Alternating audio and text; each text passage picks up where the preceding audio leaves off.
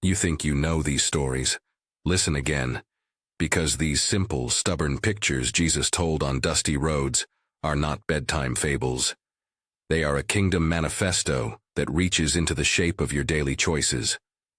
Picture him there, sandals filled with dust, robe brushing the ground, a crowd leaning in, farmers with soil under their nails, mothers gripping children's hands, tired men hoping for a word.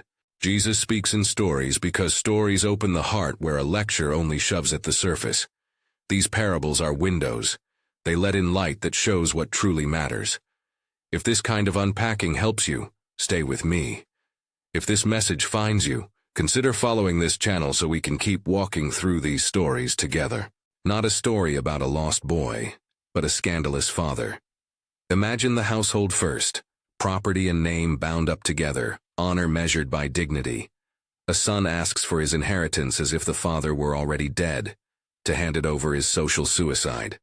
Then imagine the younger son walking away, gold coins bright against the dust, laughter trailing him into foreign streets. He wastes everything in a life of excess until hunger and shame make him the servant of pigs. He looks at the husks and remembers home. He rehearses the old speech, admission, request to be a hired hand, and takes the long walk back. Now the moment Jesus paints, the Father sees him coming from a distance. Think about that. The Father sees, he runs. For a man of his standing to run is to throw off the dignity the whole town equates with virtue. He runs, he embraces, he kisses. He clothes the son in the robe, rings his finger, kills the fatted calf. The celebration is public, loud, unnecessary except for one reason: restoration. The younger son is not punished into penance, he is restored into belonging. There is another angle that Jesus refuses to ignore: the older brother. He is in the field, he hears the music, he refuses to enter, and when his father pleads, he answers with sulk and accusation, "All these years I've served you and never disobeyed." He measures himself by merit, by keeping the rules, by the invisible accounting of good deeds. He is lost too, lost in resentment, lost in the illusion that loyalty earns love. What does this scandal of a running father tell us? First, mercy breaks our categories. If honor equals restraint, if justice equals proportionate punishment, then this father's behavior is not just surprising, it is offensive. Grace is offensive to the ledger. It surprises expectations, disrupts meritocracy, and insists that relationship matters more than records. Second, there are two ways to be lost: to run into wildness and to stand at home with a hard heart. The gospel sits between those lost places. It pursues the runaway, and it names the bitterness that masquerades as righteousness. Grace is both rescue for the wandering and a rebuke for smugness. So what now? Look inward. Are you the one who needs to take the long walk home, admitting failure and receiving mercy? Or are you the one keeping the books, forgetting that a feast of reconciliation trumps the calculus of fairness? Here is one small, immediate step. Write the name of one person you are judging or resenting. Pray over it, or if it feels right, place it in a drawer and let it breathe under the invitation to forgive. The practical move is tiny, but this story is about turning toward mercy first, then toward restoration. Who is a neighbor? The question lands like a splinter under the skin when you hear the Good Samaritan. Picture the road from Jerusalem to Jericho, steep, winding places where bandits wait for travelers to lighten their packs with blood and loss. Now imagine a man beaten, left for dead, stripped of dignity. A priest passes by. A Levite passes by. Their avoidance is not merely blindness but a religious calculus. Touching a corpse risks ritual impurity. They choose ceremonial cleanliness over the messy work of mercy. Then an outsider comes into view. A Samaritan. In the world Jesus lived in, Samaritans and Jews despised one another. To make the rescuer this kind of neighbor is to pull the rug out from under comfortable definitions. The Samaritan kneels. He pours oil and wine into wounds. He lifts the man onto his own animal. He pays the innkeeper and promises more. Mercy crosses the lines we draw. Hear the theological thrust. Love is defined not by proximity or privilege but by costly action. The neighbor is not a category of who you are related to. The neighbor is an action that you do. This man gives of his time, his money, his body. He risks loss to restore life. In the story, Jesus inches the definition of neighbor away from birthright toward behavior. Who lies wounded on your path? The question turns your eyes from abstract charity to the person directly in front of you.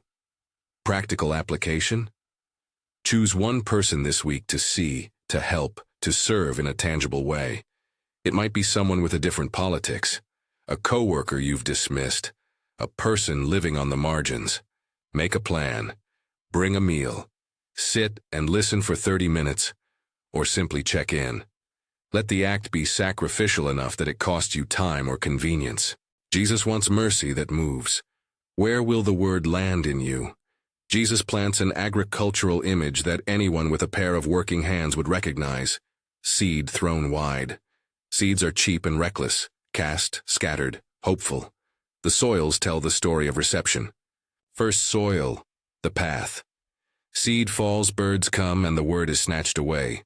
These are ears that hear but never let the truth sink in. Second soil, rocky ground, thin, quick to spring up with green growth that withers in heat because it never rooted. Third soil, among thorns there is surface fruit, but worries of life and the lure of wealth choke what the seed tries to bear. Fourth soil, good earth, depth, moisture, nutrients. Fruit multiplies, some 100-fold.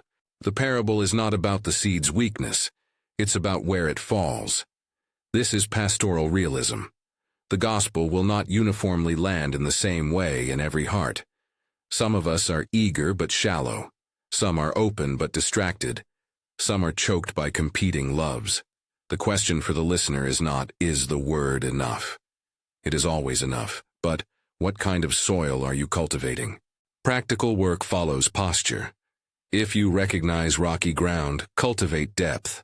Regular rhythms of prayer and honest confession, practices that invite root growth rather than the quick highs of spiritual enthusiasm. If you see thorny soil, name and remove the thorns. Whether it's a busy schedule that never allows silence, an addiction that claims time and attention, or an obsession with status.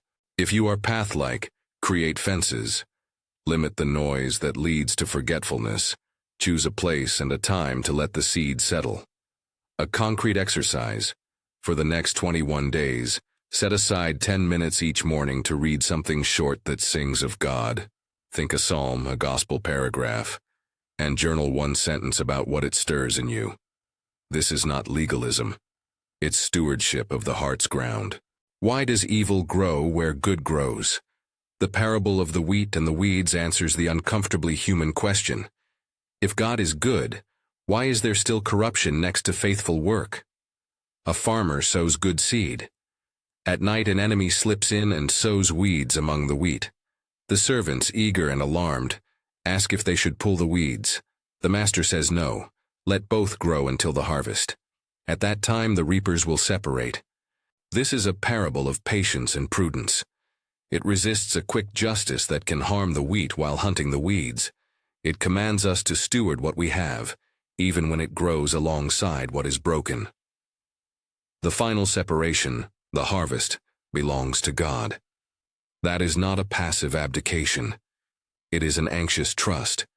Do the faithful work, knowing that ultimate justice is not in your hands. Notice a hard truth here. Jesus is not giving a free pass to evil. He's giving a timeline to mercy and judgment.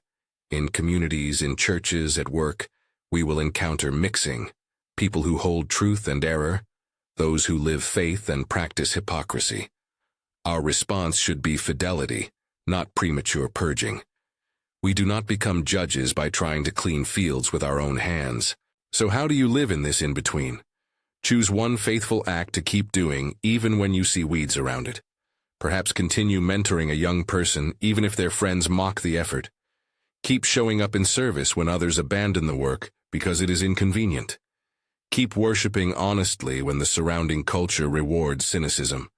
Persistence is worship. Steadiness is witness. He searches for the one. Imagine a shepherd counting sheep in the fading light. One is gone. He knows the sound of each mule-eared ear and the pattern of their grazing. To leave the 99 in the fold to hunt for a single one is to risk the whole flock, and yet he goes. He searches until he finds the lost lamb, lifts it on his shoulders and rejoices. The shepherd carries the sheep home, and the community is called to rejoice with him. This story shrinks and enlarges at once. Shrinks because it tells of tender, particular love for one life. Enlarges because it reveals a heart that resists the calculus of majority and says every life matters. In heaven, Jesus says, there is rejoicing over one sinner who repents more than over many who think they are righteous. The value of one life is not proportional, it is infinite. Who then is the one on your heart? It could be a neighbor you've let slip into isolation, a friend whose laughter has quieted, a family member who left, someone you met once at the mailbox. The parable calls us to pray with specificity and to act with personal risk. A practical move: pick a name and make one concrete step. Send a message, invite them for coffee, go to where they are. The shepherd does not send a group text. He goes himself. What have you buried? The story of the talent speaks to that awkward human temptation to hide what scares us. A master entrusts servants with his wealth. To one 5 talents, to another 2, to another 1, each according to ability. The 2 who receive 5 and 2 go out, invest and double what they've been given. The one who receives 1 digs a hole and buries it. When the master returns, he commends the risk-takers. He condemns the one who let fear keep him safe and unproductive. The image is stark. Fear is not neutral.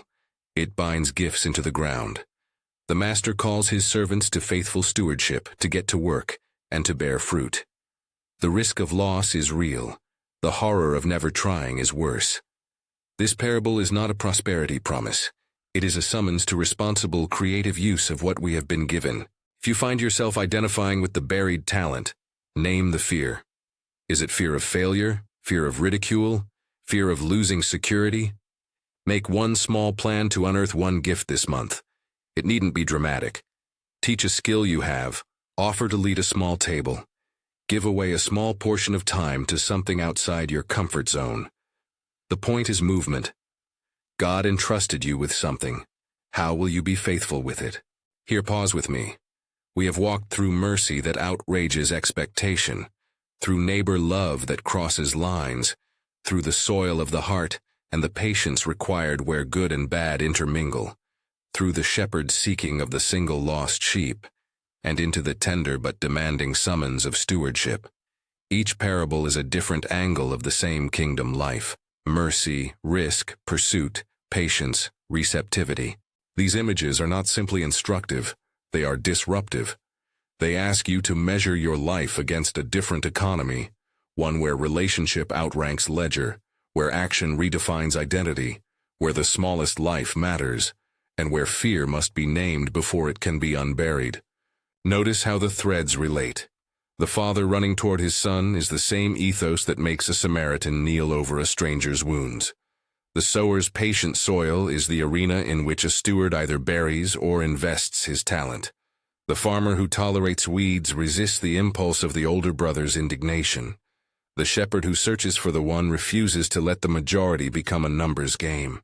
This is the portrait, fragmented but coherent, of a kingdom that values persons more than power, mercy more than merit, faithfulness more than safety. Ask yourself now, which of these parables feels like a mirror to your life? Which one uncomfortably fits the way you think, the way you act, the way you avoid? In the days ahead, we will press further into the parables that expose our hearts. But for now, name the one that landed like a seed inside you just now. Let its image sit with you. As we go on, we'll look at more of these stories. Stories that will test comfort, call for small, brave acts, and expose the places we hide in spiritual safety. They will ask us to do something very practical, to choose one of these parables and let it become a practice for a week. But before we press further, hold the scene of the father running, of the Samaritan kneeling, of the seed finding soil, of the shepherd searching, and of the servant digging a hiding place. Feel their texture, smell the dust, hear the music. There is one more tension I want to begin to untangle here, because it threads through every parable we've touched. Mercy and warning sit together. The father throws a feast. The older son is warned by his own hardness. The Good Samaritan rescues. The world remains broken and dangerous. The sower's seed bears fruit. Thorns threaten. The fields will be separated. Misdeeds are not ignored forever. The parables are both balm and wake-up call. In the coming minutes, we will wrestle with the parable that makes the cost of comfort tribal, the story of a man at a gate, and a reversal's judgment that is both blunt and sobering. We will have to reckon honestly with how wealth can harden the eyes, and how indifference can be lethal. There is a warning here that does not cancel the message of love. It sharpens it. But before that, there is a quieter parable to consider. Of two men praying, one loud with lists of accomplishments, the other bowed and beating his chest, another mirror on the posture of the heart. Hold that thought. Let these images settle. Which one is already doing its quiet work in you, softening, unsettling, urging a small, concrete next step? Whatever name rose when the shepherd story played in your mind, whatever face came forward when the father ran, write it down. Keep it near. In the next section, we will press deeper into the consequences of our choices, the danger of settling into comfort, the call to humble prayer, and the promise that small faith, when entrusted to God, can grow into something uncanny. But for now, keep the dust of the road on your shoes. Keep the picture of the Father's open arms in the forefront. Let the question linger. Which of these parables is shaping your life right now? Now we come to the parable that confronts the danger of comfortable indifference. The story that pulls back the curtain on what wealth can do to a heart. Picture a house heavy with silk and purple, a man who eats and drinks with the ease of abundance. The table is set, the voices are full, his appetite is a rumble of plenty. At the gate there is another scene. A man named Lazarus, his body knotted with sores, his name whispering the language of poverty. Unwashed, unwanted, a figure who gathers crumbs from a generous table but rarely finds one. Dogs come and go, pressing their noses against wounds that no hand will heal. The contrast is sharp and immediate. The rich man's porch and Lazarus's dung and hunger. Both men die. That fact in itself strips the illusion that wealth secures tomorrow. But the reversal is what jars. Lazarus finds himself comforted at the side of Abraham. The one who feasted finds himself in torment, watching a chasm wide as finality separate him from the consolation he refused to offer while alive. He begs for a drop, a warning sent to his brothers, anything to wake them up. Abraham's answer lands like a scriptural hinge. They have Moses and the prophets. If they won't listen to them, neither will they listen to one raised from the dead. The scene is not a theological puzzle about hell's mechanics. It is a moral indictment of indifference. The rich man's tragedy is not merely punishment. It is the consequence of a life that closed its eyes to suffering at its gate. Notice cultural texture here. To ignore a beggar at your gate in that world was to refuse the basic social obligations of hospitality and honor. The feast that ignored the poor was not merely leisure. It was a choice about whose life mattered. Jesus, by placing Lazarus at the gate and reversing the fortunes, makes visible the economy of God. The last are first. The feasted may end in emptiness if they have hardened their hearts. What is the theological thrust? The parable insists that wealth is a spiritual test. Not every rich person is condemned, and not every poor person is righteous by default. But possession can blind. Comfort can calcify compassion. And there are consequences when moral attention is withheld. Mercy here is not optional. It is integral to the life that bears God's likeness. So what do you do with this parable? Start by auditing your gates. Where are the places in your life that resemble a porch with a Lazarus at the threshold? Maybe it's a literal neighbor living in need. Perhaps it's a pattern in your calendar that excludes the poor. No time to visit, no energy to listen. Maybe it's the quiet ways you ignore suffering. A withheld donation, a missed opportunity to lend influence, a turned face on the news of someone starving emotionally in your circle. A practical step. This week, choose one tangible act of generosity that costs something, time, money, convenience, and do it in a way that names the person as image bearer, not problem. Take a neighbor a meal without announcing charity. Pay for someone's prescription anonymously. Volunteer 2 hours at a clinic, or sit with someone whose grief is raw and let them speak. The aim is to practice moral attention, to see the Lazaruses close enough that their names stop being abstractions. Ask yourself, who does the gate belong to in your life? From the gate we move to the prayer closet, two starkly different prayers that Jesus sets side by side like a mirror and a warning. Picture a temple courtyard. A Pharisee stands, chest broad with public virtue. He prays the prayer of a person who knows the ledger. I thank you, God, that I'm not like other people. He lists fasting, tithing, loyalty. His posture is loud, upright. He wants to be seen as right. Then a tax collector finds a place at a distance. He cannot stand tall. He cannot claim dignity before God. He beats his chest and whispers, God, have mercy on me, a sinner. The humility of the one who prayed desperately is considered righteous by Jesus. The confident religiosity of the other is exposed as spiritual blindness. Culturally, a tax collector was a hated figure, someone who collaborated with empire and often robbed his own people by unscrupulous collection. A Pharisee, by contrast, was the virtuoso of religious law, the model of proper practice. Jesus refuses to let performance pass as true relation. The posture of the heart matters more than the volume of our self-justifying lists. The theological seam here is sharp. God honors contrition over competence. Repentance realigns the soul, pride hides it. The parable does not condemn rule-keeping as a whole, but it exposes the danger of making righteousness a public currency. True prayer bends, it does not boast. A practical application. Find a private place and practice a brief confession this week. No formulas, no performance. Name one thing you have been proud about when humility was due. It could be as simple as acknowledging, I like being seen as the good one, or I avoid the people who make me uncomfortable. Speak it aloud to God or write it down. Let confession reorient you from performance to dependence. The goal is not guilt, but recalibration. Now, imagine a seed so small it seems almost nothing. A farmer holds it between finger and thumb, hardly worth the attention. Yet planted, it becomes a shrub a bird can nest in. Hidden beginnings explode into shelter. Jesus draws this image with simplicity. A mustard seed becomes a tree. The kingdom often begins where our logic would not expect anything to happen. The cultural picture here is domestic and humble. A garden transplanting that small seed among herbs, not in a palace. The astonishing growth, the hospitality it provides, the way birds find rest in its branches. That is the radical multiplication of God's work from small obedience. This parable is an antidote to impatience and to the temptation of comparing our small starting point with someone else's giant harvest. The theological take is encouraging. God multiplies what we bring, not what we wish we had. Small faith, offered faithfully, is not wasted.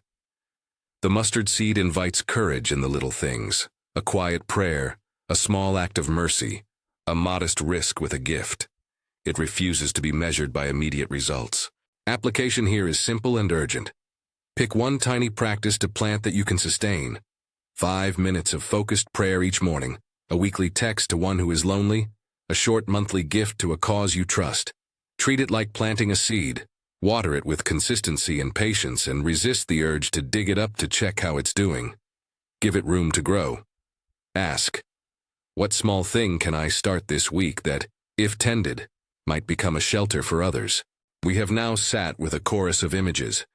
The father who runs, the Samaritan who kneels, the seed that lands and either perishes or flourishes, the farmer who tolerates weeds, the shepherd who leaves the 99, the steward who risks, the gate with a Lazarus and a feast, the one who's loud in prayer and the one who bows. Together they form a portrait of the kingdom that refuses our easy categories. Listen to how the parables press us from both sides. Comfort and demand, mercy and urgency. Mercy does not remove moral clarity. Instead, It enlarges our capacity to act without first securing our own honor. Warning does not negate grace. It sharpens our attention to the consequences of indifference. Stewardship does not promise fortune, but it calls for faithful use of what we've been given. Humility does not deny competence. It rebukes the illusion that performance equals relationship. Smallness is not insignificance. It is the ground from which God's abundance begins. So which parable is shaping you? Which image sits like a stone in your shoe as you walk through your week?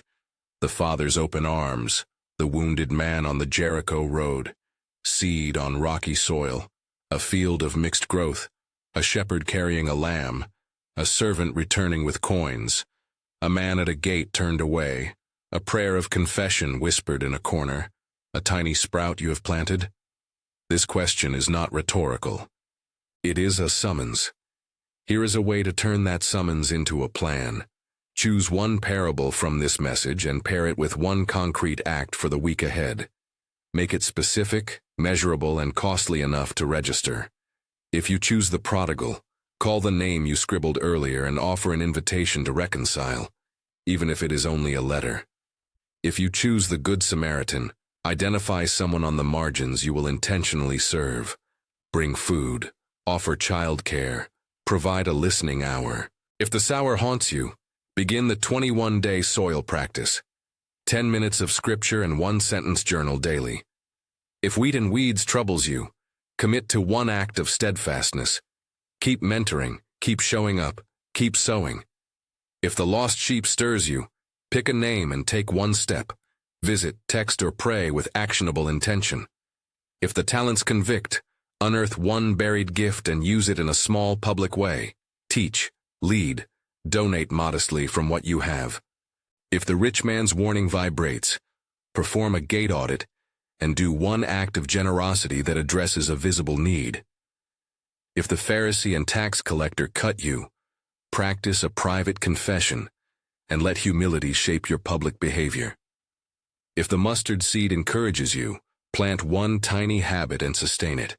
This is not a list to make you perfect. It is a map so you do not drift.